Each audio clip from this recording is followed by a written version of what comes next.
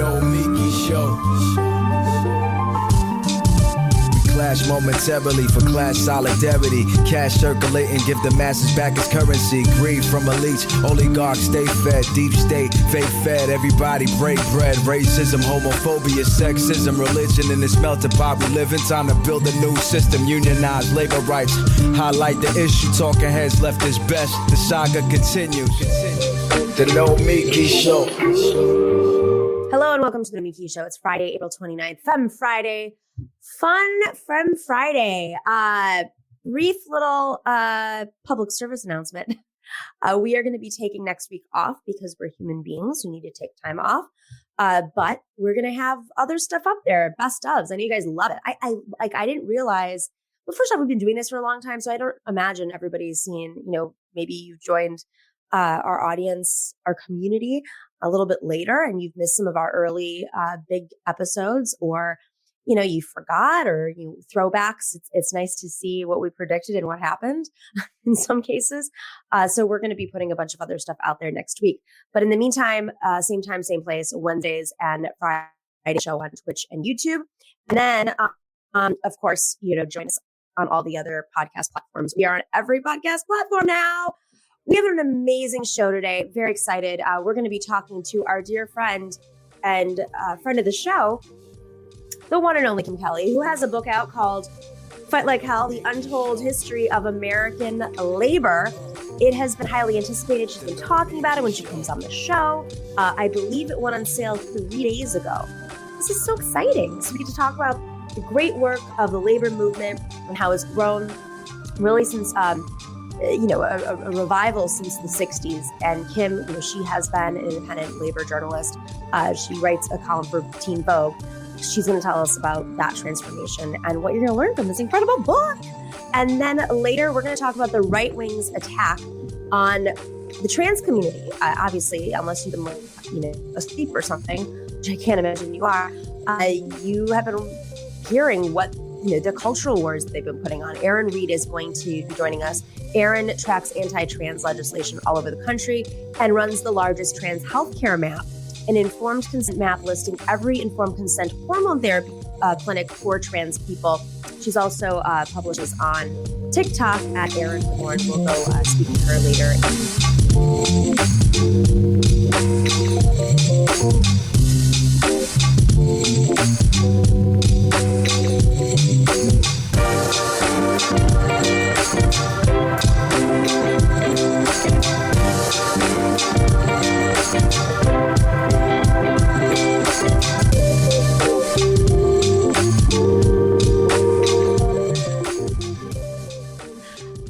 Guys, I know some of you are related to CBD. I know some of you have heard me talk about CBD, but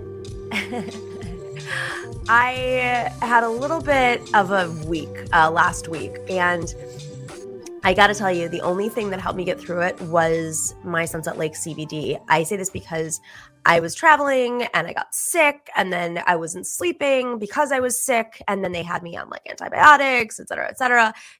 It's just the modern day world that we live in. And I try not to take, a lot of medicine at all, but CBD does help me, especially if I'm traveling, if I'm stressed.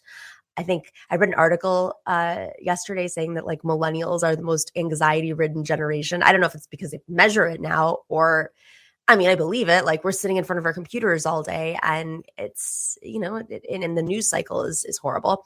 But CBD has definitely helped me with anxiety. It's helped me with sleep issues and aches and pains. But really, it's only Sunset Lake CBD that's been able to do this, or CBD, as they say now. Sunset Lake CBD is a farmer-owned company that ships craft CBD products directly from their farm in Vermont, a former Ben & Jerry's farm in rural Vermont.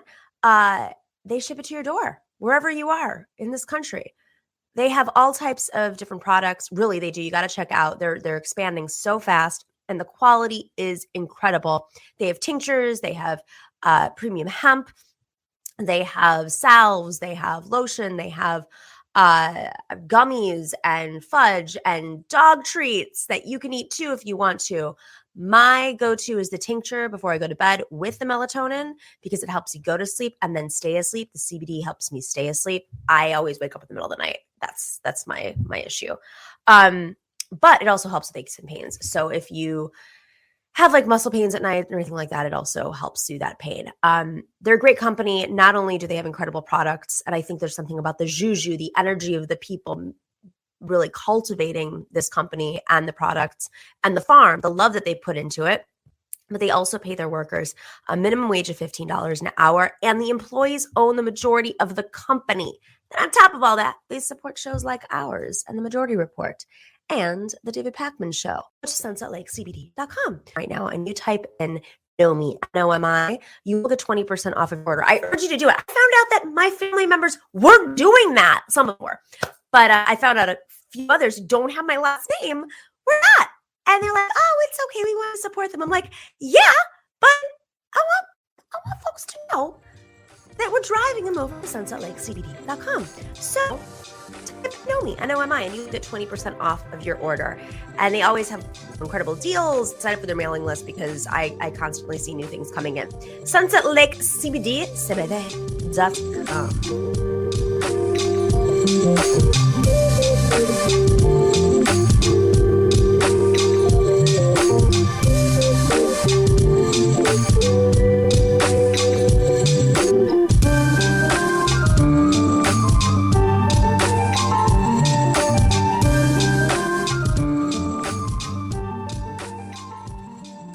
All right, welcome back to TNS. Oh my gosh. Okay. I'm just going to read you a little bit from this.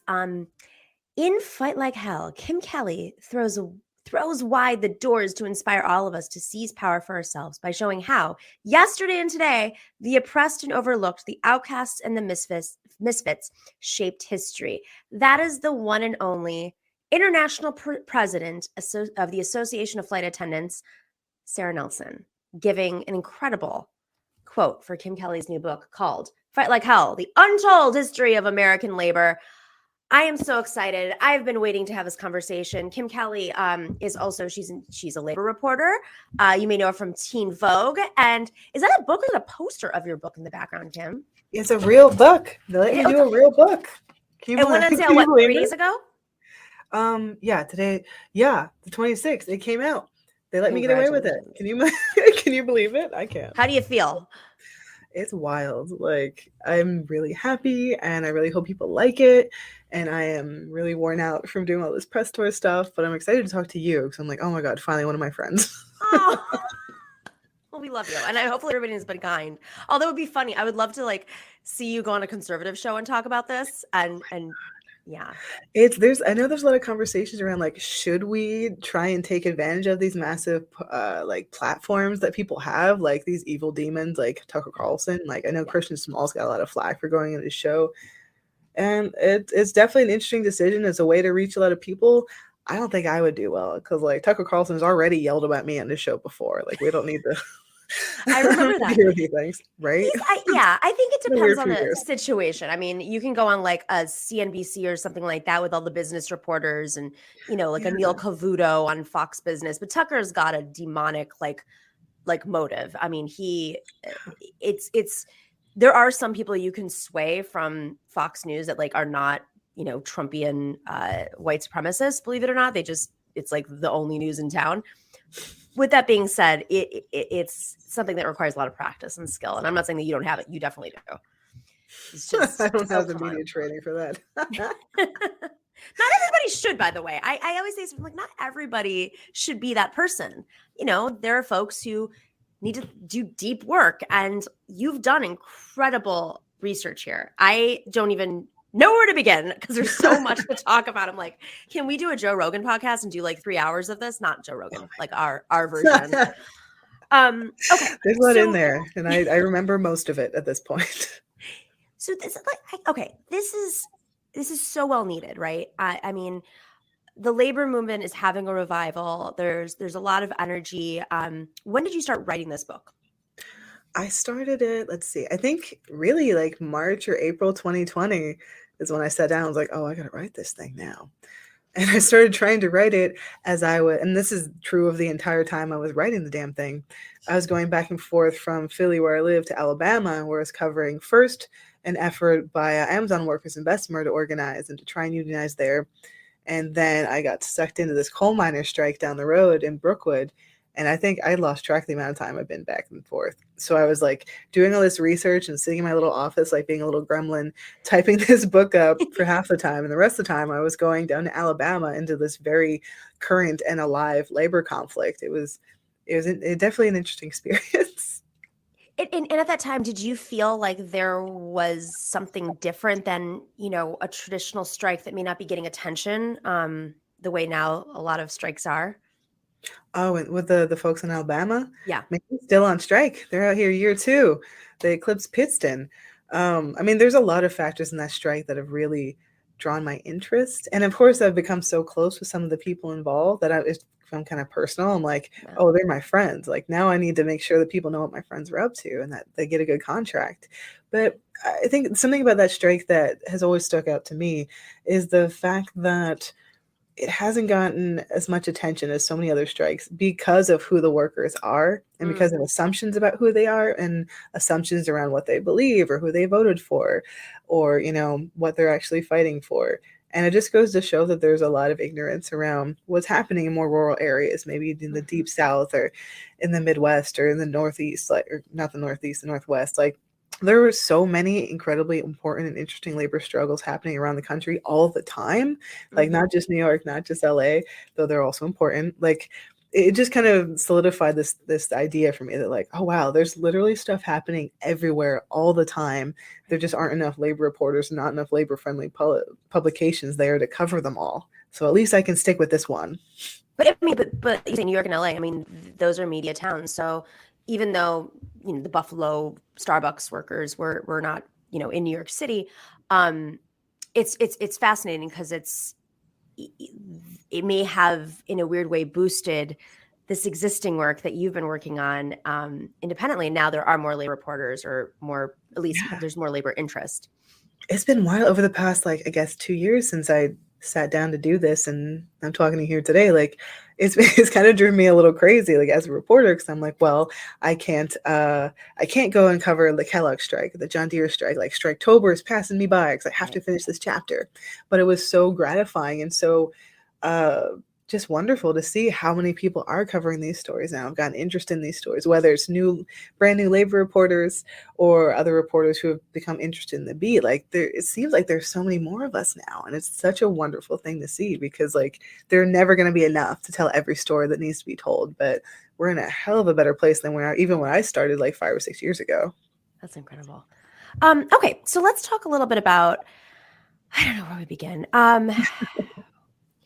Let's say like, what has happened since the early 60s and how labor has evolved, whether, actually in terms of like actual organized labor, maybe as the politics of the country has changed. I think folks are very familiar with Reagan and how the Democratic Party has disassociated itself with labor in many ways in the last, 40 years. But how does that, let's juxtapose the movement, the actual labor organizing with the politics of the time. And I'll just like leave it to you. We'll just kind of build, because there is a lot in this book and I don't even know where to at this point to begin.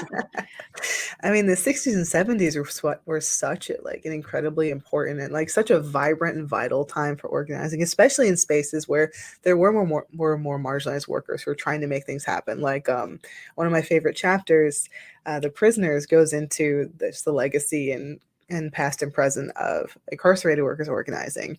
In the 70s, there's this explosion of prisoners organizing unions within prisons. And in some cases, they were able to work with organized labor outside the walls. And they're kind of like gaining some ground. There are chapters of various like prisoners' labor unions across the country. And the Supreme Court came in and was like, oh, no. You can't be doing all that. There are a bunch of legal things that happened before that, right? But essentially in 1977, the Supreme Court ruled Jones versus North Carolina Prisoners Labor Union basically ruled that people in prison who are working don't have the right to join and organize a union. Like every other worker, well, not every other worker in this country, right? But like so many other workers in this country, they are denied that, even though they go to work and they have a boss and sometimes make a tiny bit of money. They can't clock out and they're not, they lost that right. But the workers kept organizing anyway. And I guess that's just one example of how the state has gotten in the way of workers trying to organize. And, the book is like kind of sort of chronological, but not in like in the 40s, in the 50s, in the 60s. Right. I kind of pick out different pieces and try to show how different struggles intersected. So I mean, if there's anything specific that jumps out to you that's interesting, or any specific like political fail that jumps out to you too, like I'm down to get into it. I mean, this is okay. So let's. Oh God. Put you on the spot. I know the problem is we don't have 2 hours. And no, it's fine. Yeah, I marked right? it up, but I'm just like, I really should have had questions. Like, I never do this because it's usually just a rolling conversation, but there really is a lot.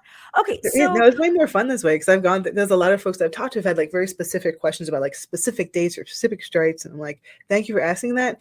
Let me check real quick because like I said, there's so much stuff in here, and I wrote it like a year ago, and so much has happened. Like a lot of interviews, folks have asked me about the Amazon labor union, which has been really fun to learn more about. But like there are a lot of reporters like Lauren Gurley and Louis Leon, Maximilian Alvarez, like people who have been following that really closely. So I'm always like, just go read what they had to say, and I'll give you my like nerdy, historically based take after. Because it's in the moment.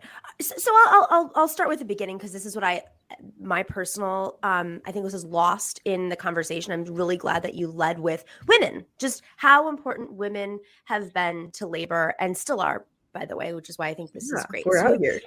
You've dedicated a few chapters to this, quite a few. I love it. I think people know about the garment workers in New York City. I would hope. Well, I should say. I think people. That's one of the big ones, right? Like a lot of people, like I feel like the big ones that people know about are maybe the Triangle Factory Fire. Yeah. Maybe people know Cesar Chavez. Maybe they know like something about auto workers, but that's kind of the broad strokes that most people who aren't invested in this stuff or aren't actively studying it know. So I was like, well, let me pull out all these other interesting things and slap them in there. And hopefully we can get, just not raise awareness, but just teach people about our history. Because so much, it hasn't been lost. Like a lot of brilliant historians and academics and researchers have preserved it and have done really incredible work, digging into that. But it's not that easily accessible. Like there aren't that many radical labor histories sitting around Barnes and Noble. Right. Well, there's one now. For now. Yeah, for now. Hopefully there'll be a whole lot more because this is kind of just the beginning. I hope people pick this up and dig into the bibliography, which is like this thick, and find new threads to pull and new books and authors to explore. Because this is like, I could only fit so much. I fit a lot, but I think we had about like 40,000 words cut because I showed up with this draft. My editor was like, that's like 3 extra trees worth. Like we can't be doing all that. Oh my God. It's so funny you say that about Barnes & Noble. I was in Europe. Was this last year? I can't even tell because this pandemic is like confusing. But I was in Europe, and I love going to bookstores in Europe because they're just so much better. They're like, there's a stark difference. You can find books on labor and much stuff that's really hard to find in the US because even if you go on, and I hate to say Amazon, there's a reason you can't find it on Amazon because it's not, complimentary. It's just not a topic. Like I think of like one of my favorite bookstores, Houseman's in London. They have like a whole labor section. And it's like in the front. It's like right there. It's like, oh yeah, of course people should have access to this history. It should be easy to find. It's like, exactly. But I guess it's like this is my like conspiracy brain, right? Where it's like, well, no, it's true. The people in power don't want us to know about how powerful we are because then they're going to listen. No, that's exactly it. I was in Scotland. I came back and I went to Barnes & Noble for something and killing time. And what I see that was like the suggested picks versus what I saw in Scotland was like Andrew Cuomo's pandemic book. And I'm like, and just like how to get rich and like all the bullshit American. If you really want to understand, there's a business section or a self-help section, but there's not like a labor history section or a people's history section. Like business, business isn't, who wants to know about business? That's boring. And the people who are making money off of it, they're in their own little circle and they all went to like the same business schools. Yeah, they're not traveling to Barnes & Noble. They're not traveling to Barnes & Noble. I do want to talk about the New Deal and labor. And my girl Frances. Yes. So I think there's a lot of folks who, the New Deal is critically important. But there's a lot of criticisms also of the New Deal, leaving out many people of color in many capacities. But there's an overlap with labor, I guess. I don't want to give it all away, but How do you feel the New Deal and labor dealt with women, people of color, marginalized communities, given the criticism, like the big picture criticisms of the New Deal? So, I'm not a New Deal scholar, so I'm sure you know more about than I do. But in Probably terms not. of what I cover, yeah, I mean, they're doing my best out here, right? But in terms of the New Deal and the way that I kind of cover and approach it in the book, I kind of approach it through the lens of Frances Perkins, Right. who is just this incredible. I actually, man, speaking of the Triangle Shirtwaist Factory, I'm in New York right now, and we walked by the plaque that they have on the Brown Building, like where the tragedy happened. And of course, there's By construction. I Washington couldn't Square get close to it. the folks. Yeah, like people should be able to check that out. But that was just kind of nice. I was like, oh, I know you. You read my book. But Frances Perkins was this woman who I think she's probably about my age when this happened. She happened to be in New York visiting a friend when the Triangle Shirtwaist Factory fire happened, and she witnessed it. She could, hear the screams and smell the burning flesh. Like, it had an indelible impact on her. And she was already involved in, she worked for like the Consumer Protection League, something like that, like trying to help out consumers. And she was already interested in social justice and workers' issues. But that kind of changed the trajectory of her whole life. And she became involved in local politics and like different regulatory committees and agencies trying to help with workplace safety and fire safety specifically. And, she did a whole bunch of stuff, but the big thing that she did, she ended up being appointed to the cabinet as the first female cabinet member in general, and definitely the first Secretary of Labor. And she was a huge, she was one of the architects of the New Deal. Like, a lot of that came from her. Like, she's the one who came up with Social Security. And she was also just involved in all of the worker centric parts of it. Like, that was her whole thing.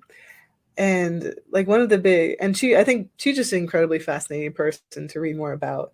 But something that happened during that era was we got some of these labor laws. We got some things that were helpful in a way, but like you said, still left people out. Like, we're still dealing with the after effects of that. Like, talk about the National Labor Relations Act, 1935.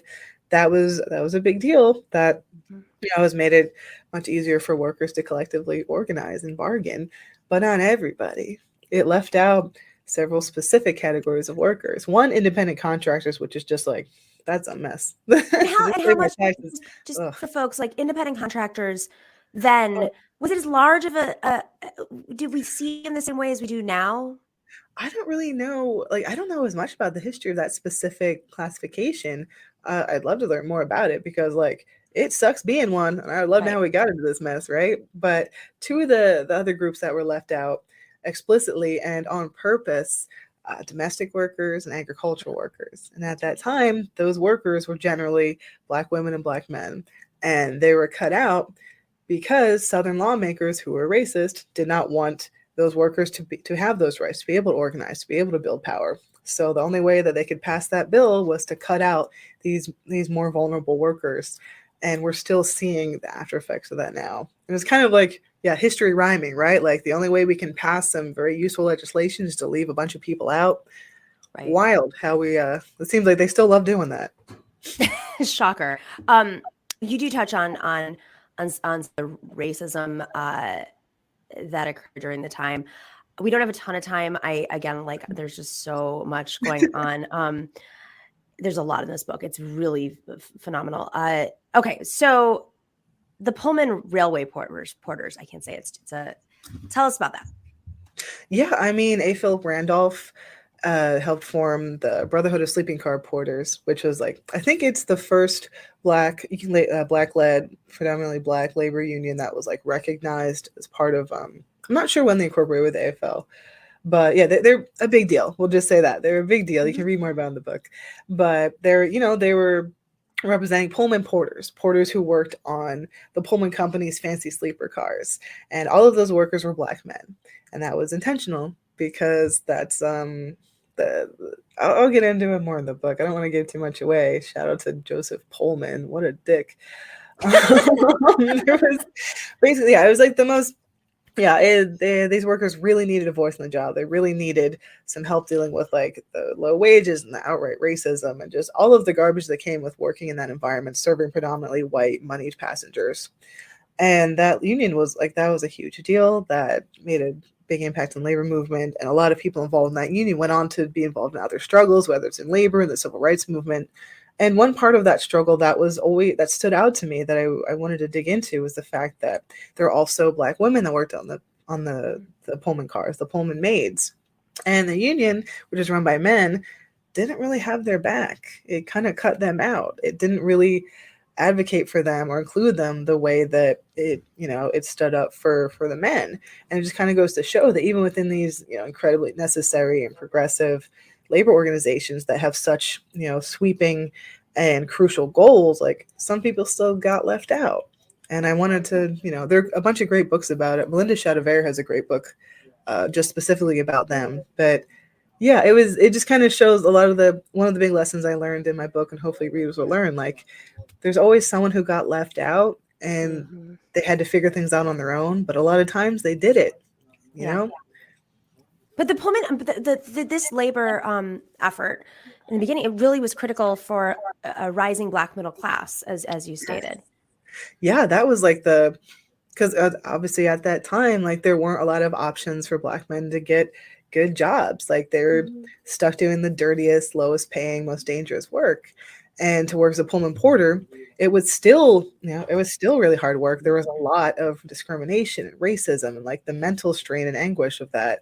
But it still at that time was seen as kind of the best gig going. Like if you're a Pullman porter, like you could pass that position down to your son. Like you could build something for your family in a way that hadn't been accessible before. And the union was a big part of making that such a strong option for folks.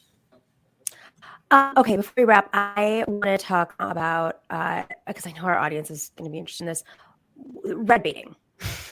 Everyone loves to talk about red baiting. So McCarthyism was obviously a big factor in this, but how did that influence organizing internally? Oh man, there's so many instances like in the book and just throughout labor history of like these just like incredibly effective and beloved and radical organizers and rank and file worker leaders who just because like they were socialists or anarchists or communists, they're part of the wrong party, had the wrong card in their wallet. They were blacklisted, they were intimidated, they were abused, they were run out of the movement entirely. And it's just like, it's not funny. It's just so absurd because like so many of the most important organizers in labor history in the US have been socialists and anarchists and communists. Like, of course, it's the radicals who are willing to put everything on the line and to push for a better future. Like, you kind of have to have a little bit of that big sky thinking if you're going to try and go from like point A to point Z, like the way that so many of these workers have had to. I think about, I wrote about her more for The Nation. I couldn't squeeze her in as much as I wanted to, but just a organizer named Emma Tenayuka, who was really involved in a pecan sheller strike in Texas. And I think it was the 30s.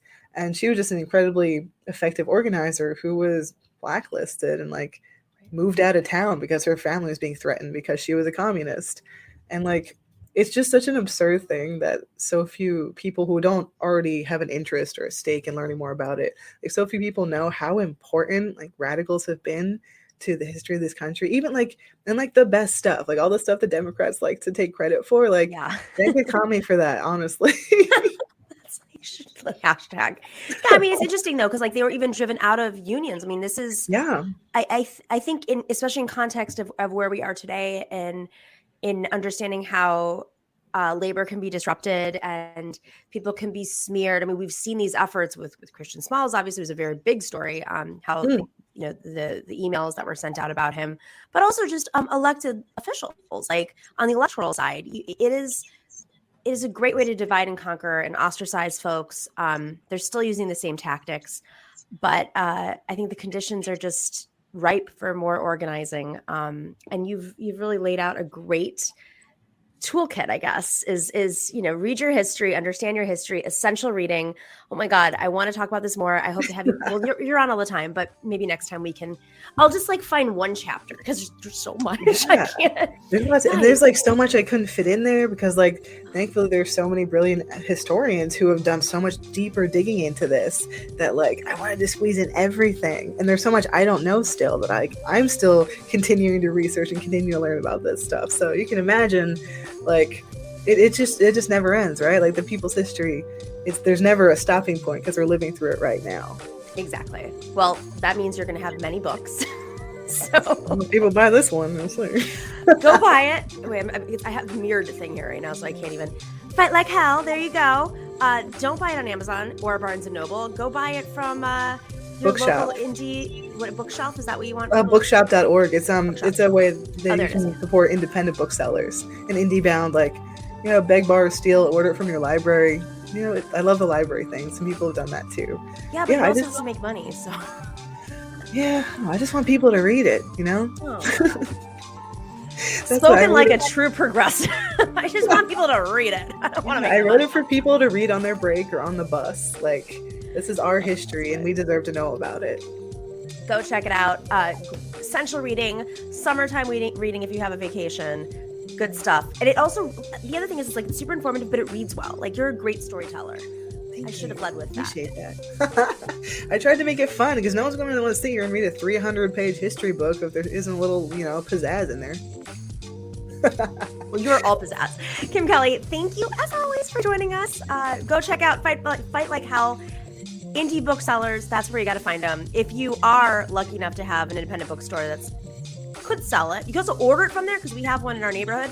And when they don't have books, I say, can you order this? And they love when I do that. So you can also do that too. Make sure to demand that they bring it forward and not like 9,000 copies of an RBG like picture book. Every indie bookseller in New York is like, there's like an RBG picture book in it. And support union booksellers, There's a lot of those out there now. Booksellers are workers too. We're all in it together. Indeed. Kim Kelly, thank you so much for joining us. Good luck with the book tour. Thank you. All right. See you next time.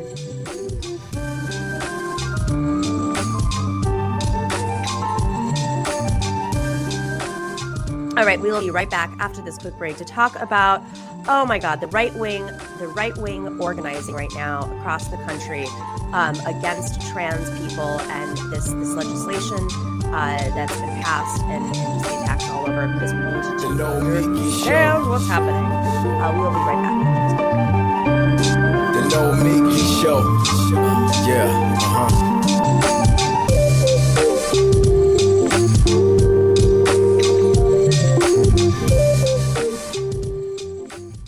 We live in crazy times where the tech giants seem to want to own every single part of our lives, literally our data. They want to own how we're able to make money. Do you remember the days when you could post something on YouTube and then it would it would lead you to another amazing YouTube show? And then I remember I was thinking about this the other day. I was on YouTube and I found all these amazing actors putting together their own shows and they were so funny. Yeah, that doesn't exist anymore. That is not what YouTube is anymore. So why do I say that? Because we're not in the era where you can just explode and make millions of dollars on YouTube overnight unless you're really boosted or on the right wing. Nope, we are in the era where it's got to be word of mouth and community driven. And that is why Patreon has been so important to us, because as the algorithms change, as they play around on all these different platforms owned by the biggest oligarchs and nutty people in the world who have a very conservative agenda, anti-labor agenda, Patreon has really kept us going. And we are so incredibly grateful to our existing patrons, our former patrons. If you are a former patron and you want to come back, let us know. We'll work it out. Go to patreon.com/The Nomiki Show, starting off at $5. That is, by the way, no longer a New York City coffee. I got one right here. I went downstairs today. My New York City iced coffee. It ain't $5 anymore. It was, I'm not kidding you. Are you ready for this? $8.50. $8.50. So maybe we should put inflation prices in there. No, really. We're not going to do that. $8.50. And I'm not going to blame it on anything but the rent, because the rent is too damn high in New York. It's nothing else. You got to pay your workers. You got to do well. The coffee is incredible, but it's because of the rent. But if you go to back to us, coffee is what keeps me going here. Patreon.com/The Nomiki Show, all different levels. If you've had to jump around, let us know. We will work with you. Email us at thenomikishow@gmail.com. We've got swag, we've got mugs, we've got bags. Send us your photos of your swag. That would be incredible. All right. Thank you all. We will be right back after this quick break.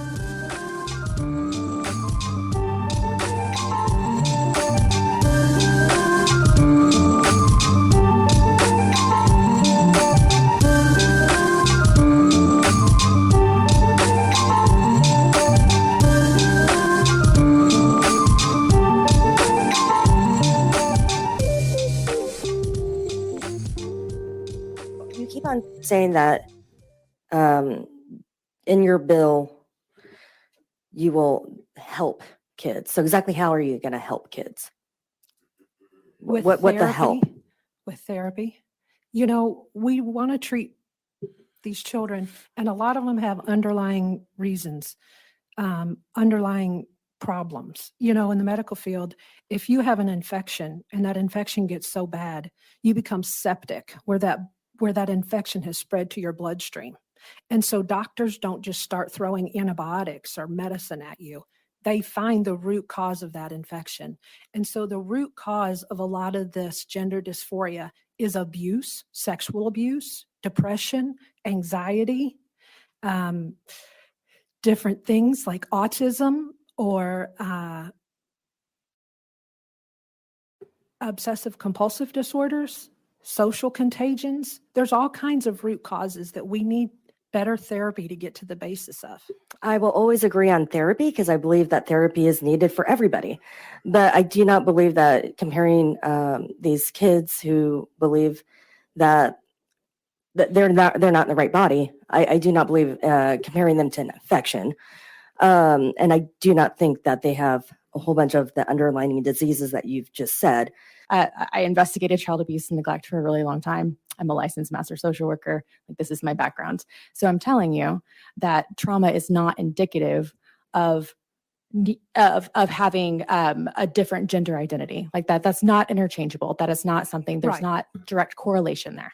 But is that being thoroughly evaluated when they treat them? When they Do they see go a through counselor psychological one time? evaluations? They go one time and then they get referred to the gender clinic. Okay. So are you aware of any therapy that happens prior to that? Do you not think that parents I've heard are... stories right here in Missouri where they're Okay. not. They go to a Okay. counselor with confusion and they're Uh-huh. automatically referred to a gender clinic. Are you in those therapy sessions? No, and Okay. and we're not allowed to know what happens. Right, because those are confidential. right, they're right. private. Oh boy, because those are confidential. Because those are confidential. Oh boy. All right. That was a clip of, oh my gosh, a Missouri State Representative Pollock, Republican, of course, presenting her anti-trans Save Adolescents from Experimentation bill, saying youth questioning their gender is like an infection that becomes septic, and that autism may be an underlying cause. I'm confused. What's the underlying cause here?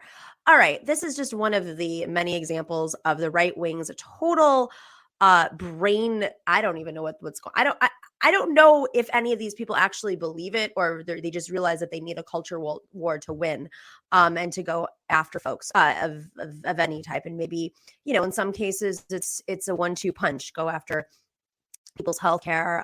Of course, put the trans community in danger. Make the parents more conservative. I don't know. They've got a lot of strategies, of course, taking on education. You're watching it. It's happening all over the country. This is a movement now by the right. Erin Reed tracks anti-trans legislation all over the country and runs the largest trans healthcare map, an informed consent map listing every informed consent hormone therapy clinic for trans people. And you can go check out Erin's TikTok at Erin in the Morn. Erin, thank you for joining us.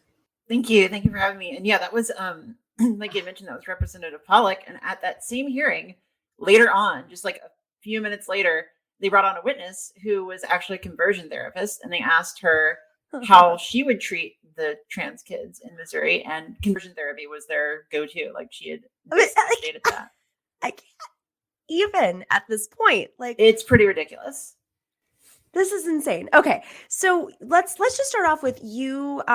You have this map. When did you start it? How do you go about tracking? Because I imagine, you know, some of these efforts are underway kind of behind the scenes before they go public. So how do you go about this process? Are you referring to, yes, the informed Healthcare consent map. map right here? Yes. And so 3 years ago, whenever I had originally transitioned, I had heard that there was something called informed consent HRT clinics. These are clinics that you can go to that are not gate kept behind 2 years of therapy, real life experience, basically how they used to do things with transition about 2 years ago. Because not everybody can afford to spend thousands and thousands of dollars on therapy before they're allowed to transition and obtain their hormones. The thing is that these clinics were not in a centralized repository or one place. A lot of times they're just word of mouth. So you go on Reddit, you go on forums that are on the internet, you look for resources that are put out by local organizations that list them, but they weren't put in one place. And so about a year after my transition, I realized that like I had to do a lot of searching to find my map or to find my location that I go to.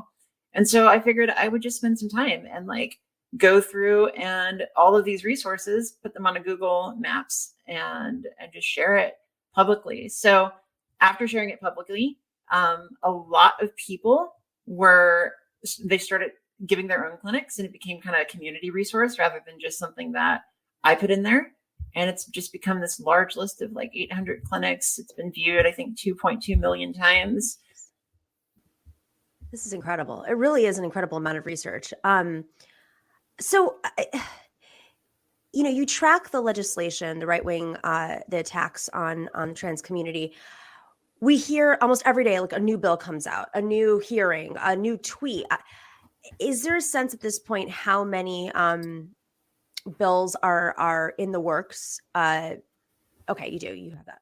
Yeah, so there's a lot of numbers out there because the thing is that these bills are being brought up every day. They're dying every day. And then there are some from the previous year that kind of can still be considered alive right now.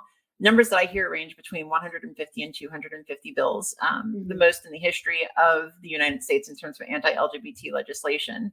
And you're right, they are popping up every day. I think that like right now you played the one from the Missouri hearing. That one is currently in the stables. Like it may be about to go to the Senate and to the House of Missouri and pass it. There was, a pronoun bill that popped up in Tennessee recently that would have given teachers in Tennessee the right to misgender your students, but only if you're transgender. So like they couldn't misgender or cisgender students, literally just directed at trans students.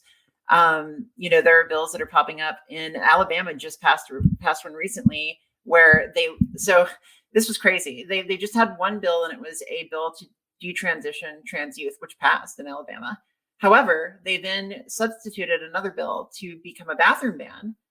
So trans people that are in schools as well as teachers can't go to the restroom of their gender identity. And then added to that at the last minute, a don't say gay bill. So, they just kind of like, they're putting everything together. Everything. And then abortion bans too. There's just this list of like everything on top of it. Like, and I'm glad that you mentioned abortion bans, because the thing is that the same organizations that are going after, transgender and LGBT people are the same ones that are going after abortion. And so, you have ALEC, the American Legislative Exchange Council, ADF, the Alliance Defending Freedom. Both of them are pushing these laws. I'm so glad that you mentioned that, because that was where I wanted to go, is who are the messaging is like almost, it's not just like, oh, Tucker Carlson says it on TV and then everybody mimics it, or Laura Ingraham or whoever. It really does seem to be like there's lawmakers all over the country who have a set of talking points, may not even understand how to defend them, as we just saw. But it's coming from somewhere. Where ALEC is an incredible tool for the right wing to spread, and the Koch brothers to spread their agenda, and especially using culture wars now.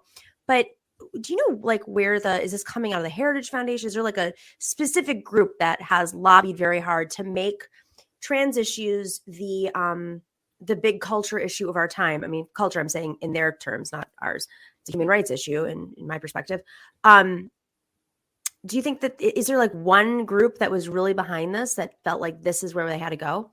So it's weird. There's a web, and it's a pretty big network of groups that are involved. The two that you always hear are, like I just mentioned, ALEC and ADF, the Alliance Defending Freedom. Alliance Defending Freedom, their hands are in everything. And the thing is that they actually it's a very strange sort of cross-pollination with the United Kingdom's wave of trans-exclusionary radical feminism, so TERFism, in the United Kingdom.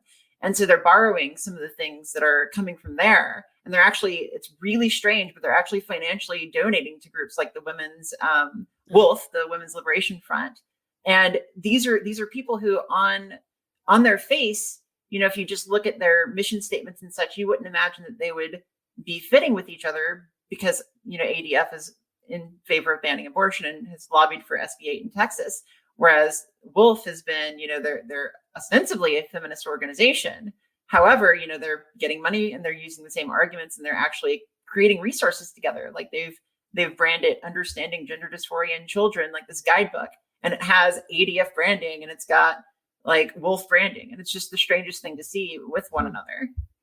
Do we have a sense of the funding? Like, are there a group of donors that seem to be pushing this through these different organizations? The funding is really dark, and I have not researched too much into the funding. I know that it's hard to get a grasp for who is giving the money to ADF and all these other organizations that are out there. And they don't really report a lot on this stuff. In terms of polling, Fox News and the right wing can make issues a thing, and suddenly, like now everyone's talking about pedophilia, which is, the groomer stuff has been pretty intense. Yeah. So is there a sense, like, I feel like Democrats or progressive, well, Democrats in particular, like center Dems, will pull something before they champion it.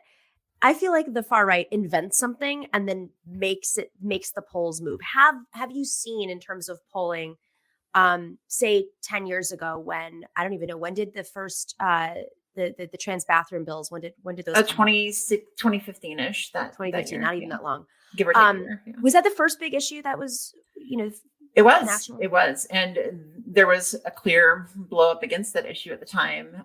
You had a lot of organizations that pulled out of North Carolina, which ended up sinking that bill. They pulled back pretty heavily. And actually, there has been some, I don't have the exact quote or research with me, but there was some organization or some news that came out that showed that this year, the strategy was specifically to get all of these bills passed in several states at once. Yeah. So that way, if you did have a backlash, it would be much harder to sustain that backlash to 15 states. But you did mention polling. And one thing that I will say that was really interesting that came out just yesterday was a civics poll.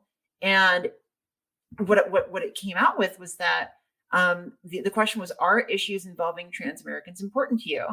Mm-hmm. And among Democrats, they answered 73% yes. Among Republicans, they answered 35% yes. And so on the left, there is a strong sense of caring for these issues. However, there hasn't been a well-sustained pushback among Democrats for these bills. Do you think that's because they realize they can win on the right and they can go to war with Democrats and basically push them into fighting these issues that they've invented because they have control of the legislature, because it's like, oh, here's how and this is the most ruthless way as a Republican, strategist might be thinking, well, Republicans are going to do whatever we want them to do no matter what, even if they care about it or don't. But Democrats care about this. So let's go after them on this, have them use their resources. And in the meantime, we can chip away at the rights of trans people, women who are seeking abortions. And in the case of CRT, you've got people of color and teachers. So let's just go for them all at once. Totally. Absolutely. And that's 100% part of it. But I don't think that it's the whole story, because in states where they have a massive majority, so we're talking like my state of Maryland or Hawaii, there are these bills that would offer equal healthcare protections, for instance, to transgender people. And in Maryland, the bill got spiked at the last moment. In Hawaii, which is literally 24 Democrat, 1 Republican, there is currently a healthcare bill that, if passed, would make life so much better and so much easier for the trans people in Hawaii. And that bill is currently sitting in conference committee. It's been delayed twice. Right now, at this moment, I think they're probably going to be discussing it. And I mean, I don't want to see that bill get spiked either. So, I mean, yes, I think that that's part of it. But I think even in places where we ostensibly have a lot of allies, we still need help. We still need those bills to pass. We still need people to act at home. And I wonder, is this because maybe there's Democrats who think that there are more culturally conservative Democrats that they need to win still? Very possibly, but like 24-1, like you can pass that and still get rid of like half of your Democrats, and still whereas in the meanwhile, you know, we see a poll like the Civics poll that shows 72% of Democrats find transgender issues to be important to them. Like even in places where they're not going to risk anything, like there's no risk, we can't get the bills passed. And so I think that there is an issue of, having spoken to some of the people doing the work on the ground, a lot of Democrats are simply uncomfortable. A lot of legislators are simply uncomfortable with trans topics. Like I've spoken to them, and like they've talked about how going to these legislators, speaking to them, you know, they've got to work through a lot of really basic questions and a lot of uncomfortable moments, and they still get the response of, you know, the kind of response that you'd expect sometimes from Republicans, where they're just like, I just don't know how I feel about this, that kind of stuff. A lot of education still have. So a lot of education to be done. Seriously. A lot. And I learned something. I've seen some stories on TikTok, especially just how difficult a day in the life of someone who's trans is, because of a lot of the legislation, because of a lot of ridiculous rules. Let's play this clip of the airport. Sure. I know you're like, oh yeah, I know. I'm like, what? Let's play this clip. If you're cisgender, did you know that most transgender people have to arrive to the airport 15 minutes earlier than you in order to get there at the same time? This is just one of many time taxes that apply to being trans. If you don't understand, I'll explain. Airport body scanners are built under the assumption that your anatomy matches your gender presentation. So when it doesn't, it's going to think you're smuggling a bomb. Watch this. The TSA officer will press a button designating a gender based on how you present yourself, male or female. So this is clearly pretty ridiculous, but this is what a lot of transgender people have to go through when they go to the airport. And in fact, if you read the TSA guidance for transgender people, it literally says to get there early. So recently, the federal government said that they would change these machines. However, Lauren Boebert just filed a bill to block those changes. It really sucks to know that there's an entire political party dedicated to making life harder for trans people. So this is like the time tax is incredible. Erin, what other examples do you have of how your life is just like more inconvenient and difficult because obviously there's legislation like Lauren Boebert wanting to block any sort of basic switch. I mean, like that's not difficult for TSA to do. They don't care. But Lauren Boebert's like, no, I'm going to punish you. Yeah. And, you know, it's not a huge deal to change these machines and the algorithms. I actually have spoken to some of the programmers. One of the programmers that's involved is transgender herself. And so that's, you know, it's not a huge deal, but they're still trying to block it. And there's no policy objective that serves. It literally is just designed to make life harder. But there are like a lot of other things that people might take for granted that end up taking a whole lot longer just because, you know, my gender identity doesn't match what I was assigned at birth. So my birth certificate is a huge deal. Like my birth certificate having my dead name on it and having my old gender on it. Anytime that like I need to prove that I am my son's parent and I have my driver's license as my current name, but you know, like I have to show on his birth certificate and it's got my old name on it, I have to then like bring out my name change documents, bring out like a whole lot of other things. Same with like my passports. You know, I'm trying to get my passport right now. And in order to do that, you have to send in your birth certificate, which is pretty trivial for a lot of people. But because my birth certificate doesn't match my current name, I've got to also send in a lot of other stuff and I got to gather them from different places, which also then costs money. And a lot of times, you know, it'd be a lot easier if I could just send in my birth certificate. Like that'd be so much easier. But because I'm from Louisiana, the policies around changing your birth certificate are very difficult. And so in order for me to change my name and my birth certificate, being from Louisiana, I have to fly out to Louisiana. I have to appear in front of a judge in my home county. which my home county is like an 87% Trump county, and judges are elected. And so it's going to be a rough like deal, and I'm going to do it. Like I'm planning on it, and I'm working on making those reservations. COVID kind of slowed things down for me on that front. But yeah, like there's all kinds of things that, you just kind of run into.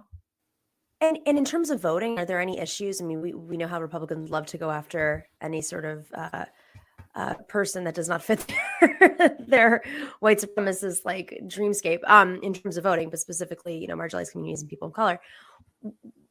Given that, I mean, there are voter ID laws that exist in many parts of the country now. Does that affect your ability totally? to vote, I mean, because I know that a lot of times trans people might be stuck filing like a provisional ballot or something because of the fact that their driver's license doesn't match their birth certificate, which doesn't match what they have on file at the voting place.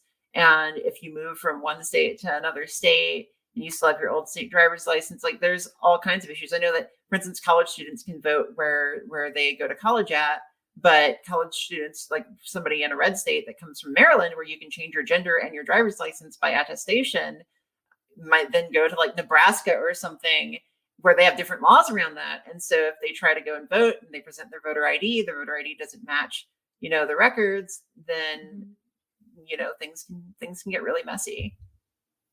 And we take all this stuff so much for granted. And this is why I think your work is so powerful, and that you're informing people and really pulling back the curtain so folks understand just how many of these laws are across the country. Also providing information for the trans community in that you have this incredible map that you've been working on for a few years now, but also just like your TikTok. It's really like, this is how you take action. This is what's happening. Did you know this? It's really incredibly informative, and I would love to have you back on to talk more. I know that this issue, Republicans are just going to keep going. So it's not going to end. There's more to fight on. Before we wrap, who is there, like, I know it's happening all over the country, but is there like one state or maybe like one representative that we should really keep our eye on?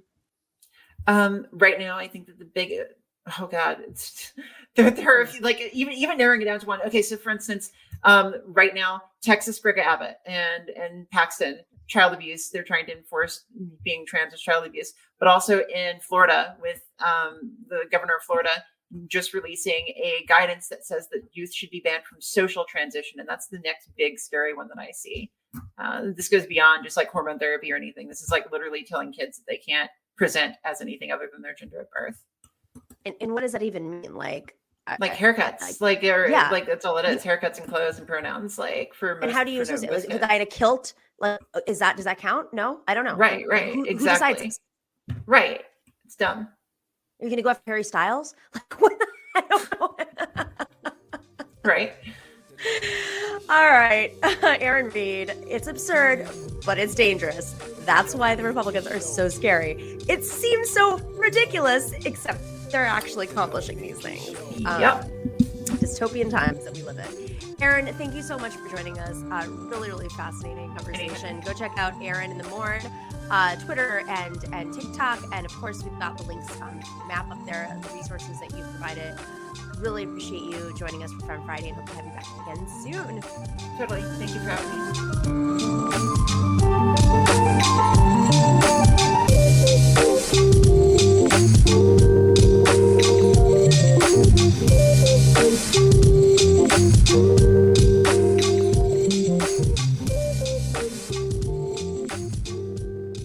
All right, we got some shout outs.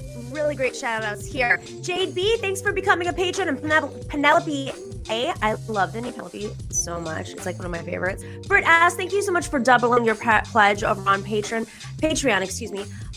Britt S says, just want to say thank you so much for your work, everything that your show does. I look forward to hearing Nomiki every week. I lived in New York City while she was campaigning for public advocate and got to canvas for her. Just a true inspiration. I wanted to say how much your voice and insight mean. You guys mean so much. Thank you for your voice, all of your work and everything. Oh my God, thank you. That was so kind. Oh my goodness. Every once in a while I get even notes like this, and it just you have tough days and you hear so much negativity on the internet and so much of it's just bullshit. So thank you, everybody. And then on Twitch, I want to give a shout out to Old Man House Phone. I love that. Thank you for your bits. And Matt Binder rated. Thanks, Matt. Mel Wrangler, thank you for resubscribing. Last Sue, thank you so much for your bits. Everybody's so grateful. I also want to give 2 more shout outs.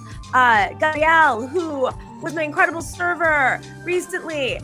Gabrielle made my day, also a listener. And then when I was in San Francisco last week, geez, I couldn't have a better week. Love running into incredible people, but Mo made I had a very tumultuous trip to San Francisco. I ended up in the hospital. I was very sick. But I recovered very quickly. But Mo made my Friday last Friday. Was it Friday? Thursday, last Thursday. Thank you to Mo for being incredible server and joy. And we were having a wine tasting. And Mo has been watching and listening to our work since I think 2015, and learned a lot about the Democratic Party. And I love this kind of story. It happens every once in a while, and I figured I would do some shout outs on the show now when it happens. So thank you to everybody for tuning in today for this Femme Friday. We're taking a quick break, and then we'll be back in another week with brand new guests. And then let's just join us on all the places. I don't even know how to rap. I have vacation brain right now.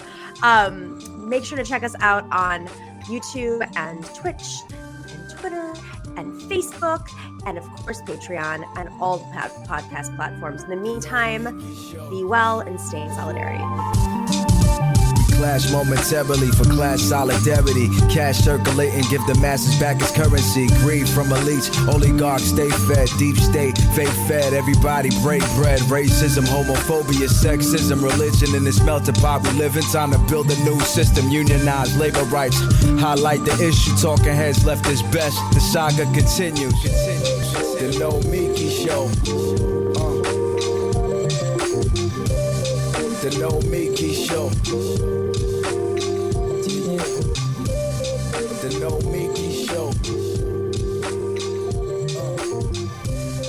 The Nomiki Show.